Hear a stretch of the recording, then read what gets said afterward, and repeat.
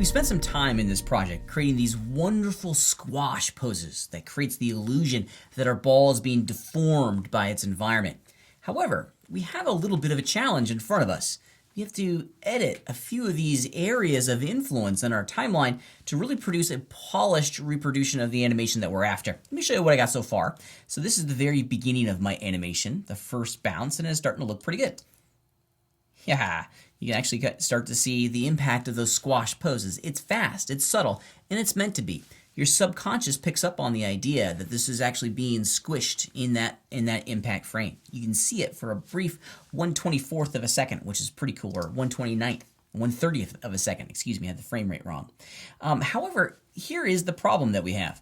So on frame 12, you can see how the ball looks in its undeformed state, which is exactly correct.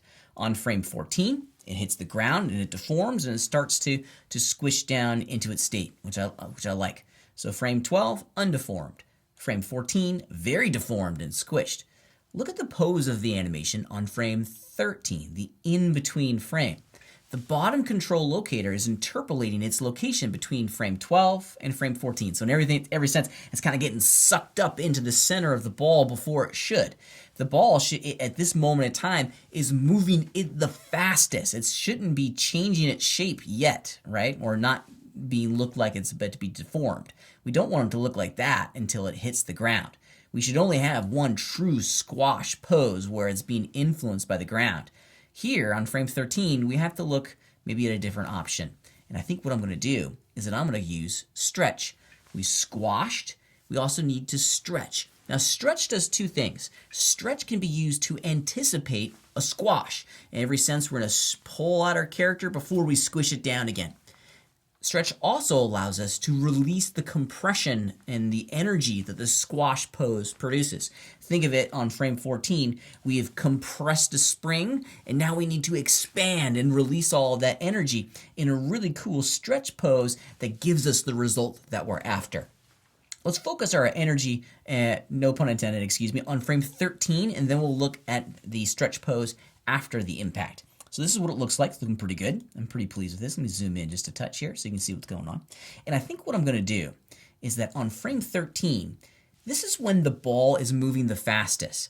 So it's reached its critical vertical velocity. And this is, maybe if we stretch it out and make it look like it's being really kind of influenced by gravity, we can create this fun, energetic pose that creates a really cool illusion. Let's do it real fast. I'm going to grab this bottom locator, and I'm going to grab it. I'm just going to bring it down along, excuse me. Hit the wrong button. I'm going to grab it along the y-axis. And let's do this.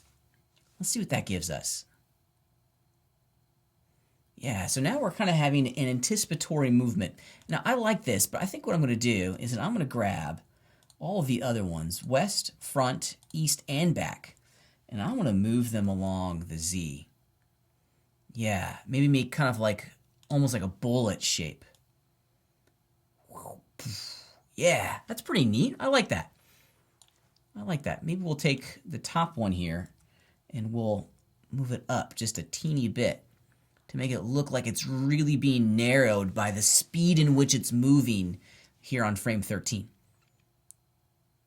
Yeah, that reads a whole lot better to me than it did before. I'm pretty pleased with that. Now let's do the exact same thing on the other side of the bounce. We're going to use that stretch pose to create this wonderful sense of energy. Now the stretch pose for me is going to happen on frame 16. I'm going to leave frame 16 keyframes where it is and just refine, yeah, and I'm just going to refine its shape a little bit. And this is where we can get a whole lot more fun. We're just going to grab the tops and the bottoms, and I'm going to push them apart from each other. Like that. Yeah, and maybe, let's see what we get.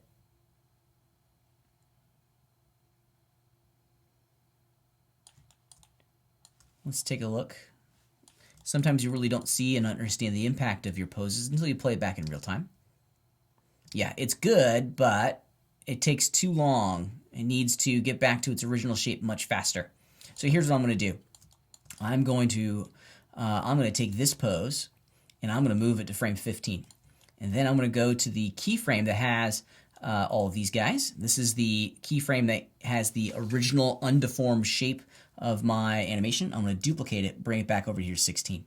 So now we have a series of 5 keyframes that determine the squash and stretch of our entire animation, and it's looking pretty good. So it stretches out that way, hits the ground and really deforms and squishes down, and then it starts to bounce back up. It changes its shape once again, eventually getting back to its original form. Let's play it back in real time and see what we get. This is going to be a fun addition to our animation that really I think is going to have a big impact on our understanding and readability of the movement. Yeah, I like it. This first bounce requires a little bit more detail in its poses, mostly because we have more frames that define its movement. The other bounces go real fast. There's maybe only 5 or 6 frames that determine its start and stop of a bounce.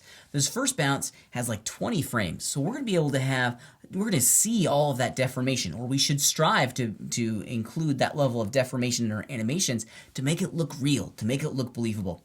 These squash and then stretch frames add a tremendous amount of organic movement into our objects, and we should look to include them as often as we can.